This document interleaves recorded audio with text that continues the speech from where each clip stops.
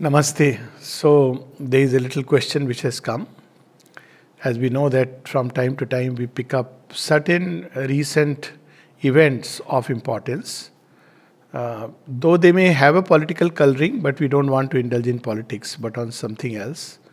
So the event is on a statement made by, I don't even want to say minister or someone, because obviously fools are fools, even if they are in paradise.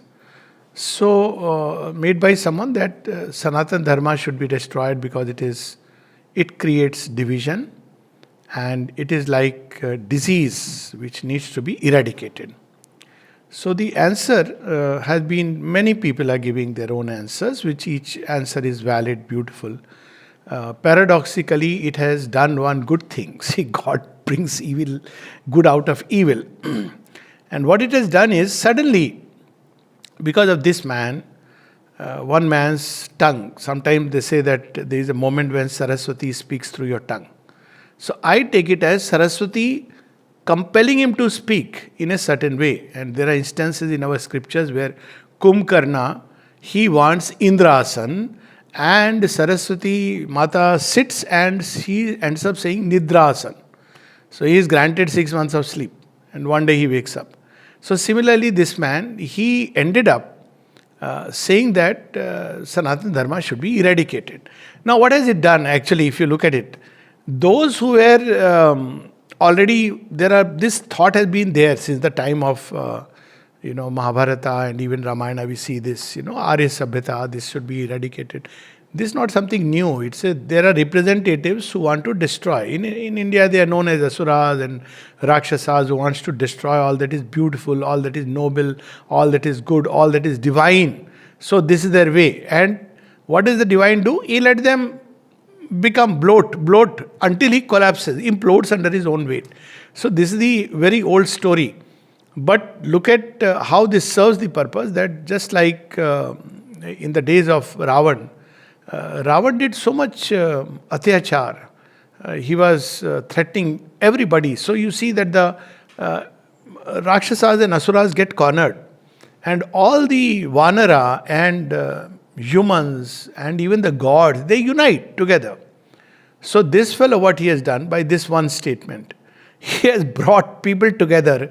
Otherwise, they may have just, remained in their own thoughts. So one good that has come out is suddenly, fortunately, I would say, before the elections, he has served to bring the Hindus together, because they realize that where these people are who want to eradicate Sanatana Dharma, it's there in Indian blood to understand these things. This is one part. Second is, he wants to eradicate Sanatana Dharma. Obviously, he doesn't know the meaning of the word Sanatana. Sanatana means universal.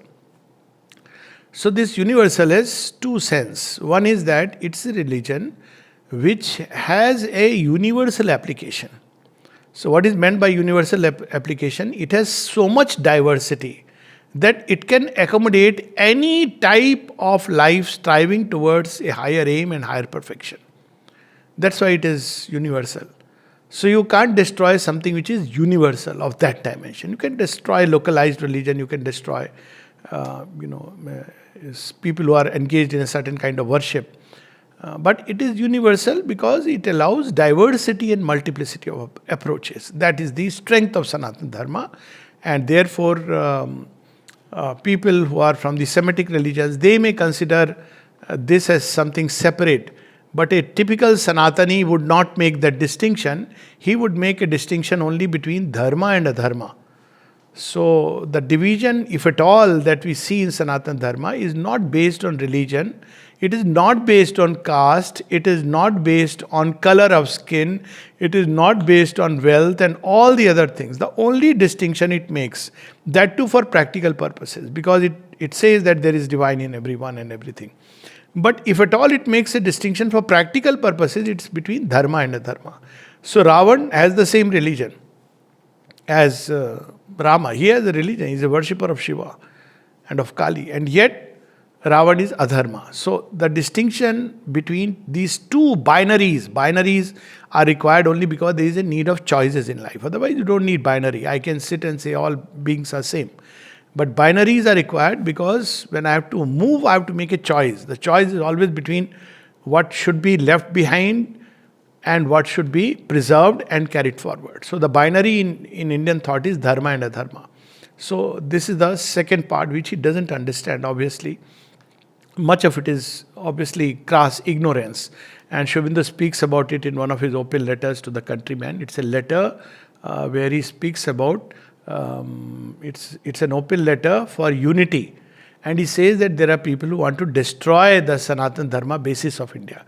It's there in his Bengali writing, so it's already very clearly he states all that.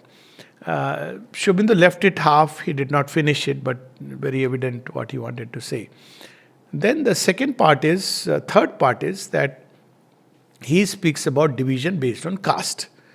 Now, I've spoken several times about it. Now, caste, let's start with leave aside all these forms.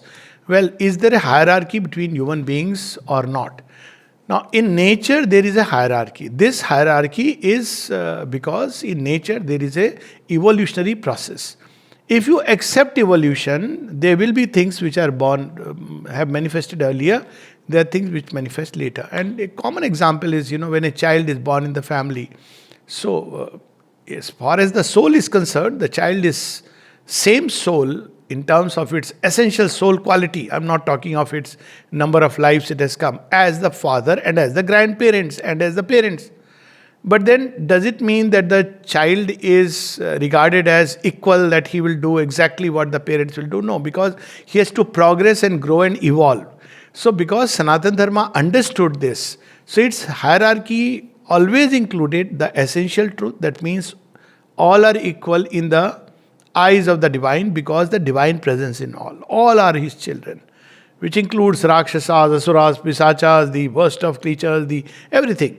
But in the manifestation, there will be a hierarchy, and this hierarchy has its own purpose to serve. So what is the purpose of this hierarchy? This hierarchy is at once a pointer and a guide. So let's come to take as they say, the bull by the horns. Many of these parties, they create so much issues about Brahmins and Brahminism, etc. So who was the Brahmin? Why was the necessity of the Brahmin? One, in the natural order of progression, there were people who had risen to a great inner height. But it was because of the intense austerity. It was not because they had studied somewhere and got a degree, or they had immense wealth. The Brahmins, if you look at the Brahmins' life, he spoke about Manusmriti. In Manusmriti, the Brahmins had nearly 60 I remember, maybe more, just in Manusmriti, leaving aside whether it's authoritative or not. But there were 60 or 65 proscriptions and prescriptions for a Brahmin. To name a few. Brahmin was never supposed to take money from anyone for the knowledge he imparted. How would he subsist? Either by the state, or he'll be given Guru Dakshina. He cannot put a claim that I have taught you and I need to take money. Brahmin's life was supposed to be very austere life. He had to be, in his diet, in his habits, in his speech, everywhere there had to be perfect control. That's why the curse of a Brahmin. That's how, because he has controlled his speech so much so, he has to be always speaking the truth. And while he could guide the state machinery, the kings, and yet he is not allowed to accept a position of, that kind of authority. He wielded an authority because of his knowledge. So basically, the Brahminical system meant that knowledge was based at the highest in Indian thought. That ultimately knowledge is why? Because knowledge sets you free. And this knowledge itself, there were two kinds of knowledge. One was lower knowledge and the other was higher knowledge. So Brahmin was somebody who was progressing towards higher knowledge. He was not yet a claimant to the higher. He was not yet living in the higher knowledge, but a seeker after Brahman, which is the higher knowledge. Now the lower knowledge is there in various kinds of professions, in arts, crafts, machinery, etc., etc. So this distinction was made. Then below him was the Kshatriya. Kshatriya was what? He had to defend a group of people. There have to be those who stand for them and defend them against the forces of invasion. They were supposed to preserve the culture, the ethos of a certain group of people. So Brahmin and Kshatriyas were placed on the top, because they were one was meant to impart knowledge without which life would be imperiled, and the second were meant to safeguard uh, a way of life so that it's not invaded and destroyed. Then of course there were the Vaishyas and there were the Shudras. So initially this hierarchy meant only an evolutionary progression. Why? Because it was through rebirth. It was not somebody who was born a Brahmin or a Kshatriya. So it was called Guna, Karma and Varna. So what is Varna? Varna is a soul type, your temperament. If you want to use a modern term, though temperament doesn't actually catch it. But because there is no term equivalent in English for soul type. Now when you say soul type, people don't understand. So there is a temperament, innate temperament through which the soul type is reflected. They are born leaders, for example. They are born seekers after higher knowledge. So these were by Varna, they were Brahmins. Similarly, there was Guna, which means qualities. Brahmin had certain qualities. He was supposed to be free of abhiman, dambha, vanity, pride of the intellect. All these things Brahmin was supposed to be free of. He should be ready to impart knowledge. This was his main work, to gather knowledge and reveal this knowledge. Then there was Guna, Varna, and these were the two main determinants of the classification. Now, how did the Gun and Karma come into play? How is it that certain people became Brahmins, certain people were Kshatriya? Now, in Indian thought, there is rebirth as a evolutionary progression, machinery of evolutionary progression. So, the soul enters into Shudrahood, evolves in lives to come as a Vaishya, evolves further into a Kshatriya, and then evolves as a Brahmin. So, is Brahmin the end? No. The Brahmin could be just a mere Pandit. He may have studied this. So that's why we see there are two kinds of Brahmins. One who studied the scriptures. Now scriptures also had a secret authority. But the others who went beyond the scripture because they started living and discovering the greater truth which is embodied in the scripture. When they went beyond, then there was no question of this Varna and Gun Vibhag applying on them. Because the spiritual person was a free person. So that's why in Indian thought we say, Jatana pucho sadhu ki puch lije gyan. So one was a sadhu or a sannyas in the true sense. I'm not saying sadhu by dress or beard.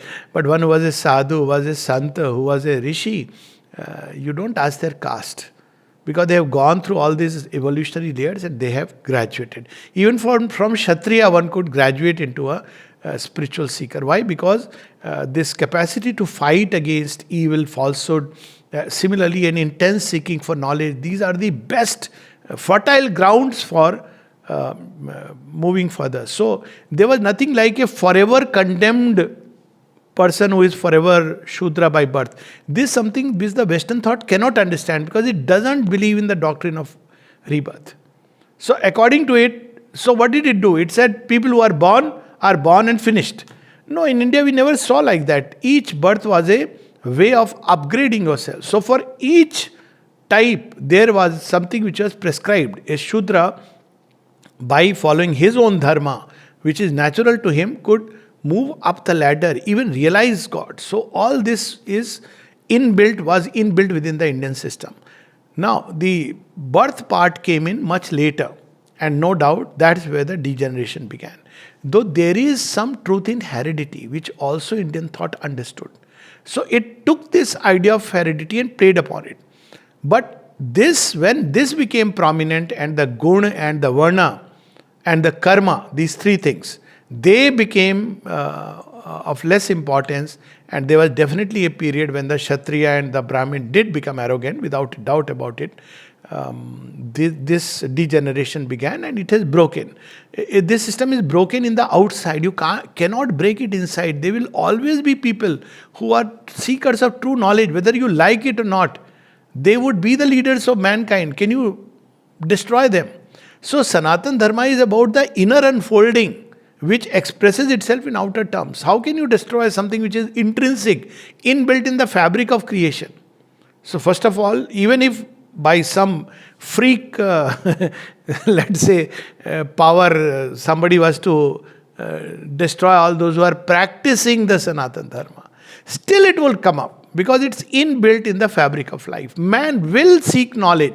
He will climb to the peaks. He will once again create a social order based on this deeper understanding.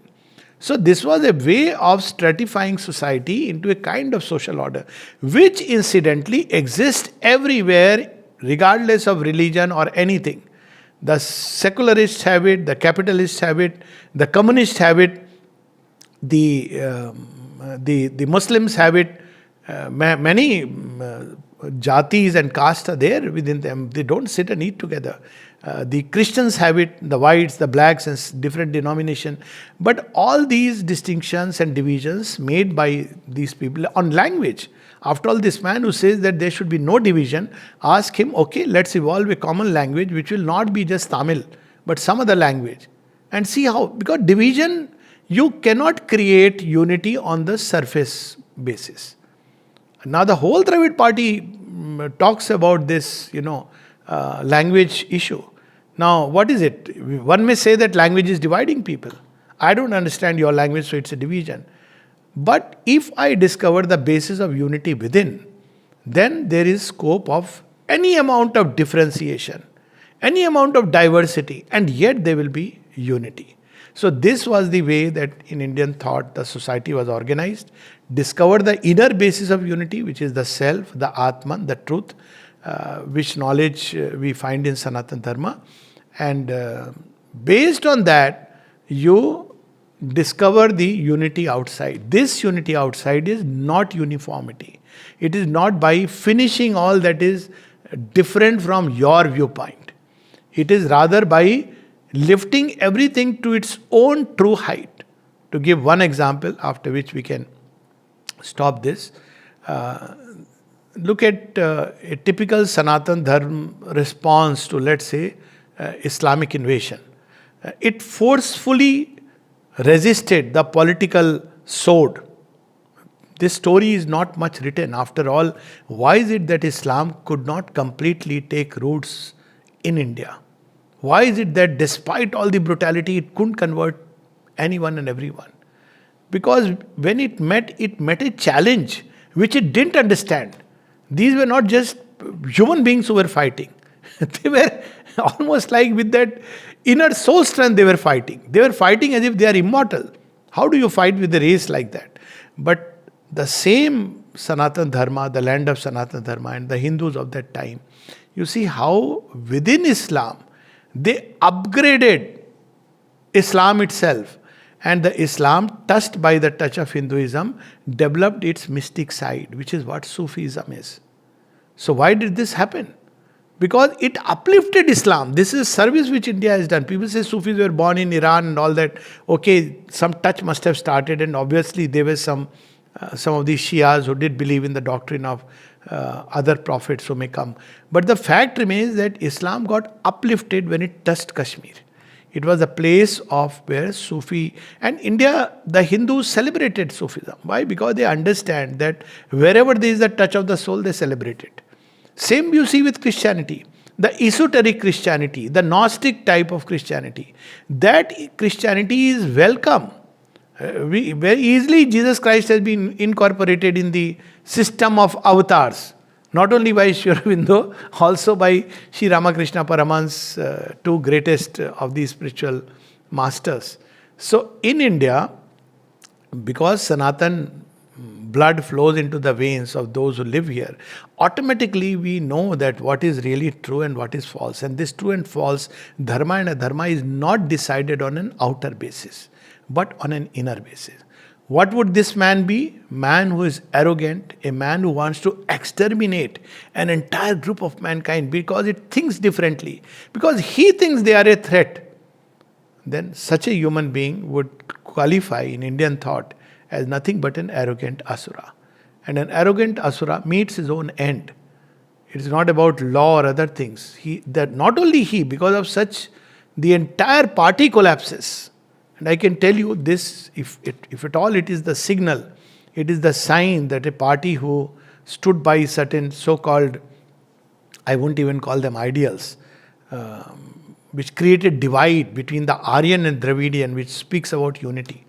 Even after knowing that this divide was a myth, you continue to perpetuate division, it is destined to collapse. Because it is the peak, when the asura goes to a peak and begins to become extremely arrogant and boastful. As they say, hubris follows. Whenever you are full of pride, your downfall is imminent. That's all I would say. And we'll just wait and see the result. Okay? Namaste.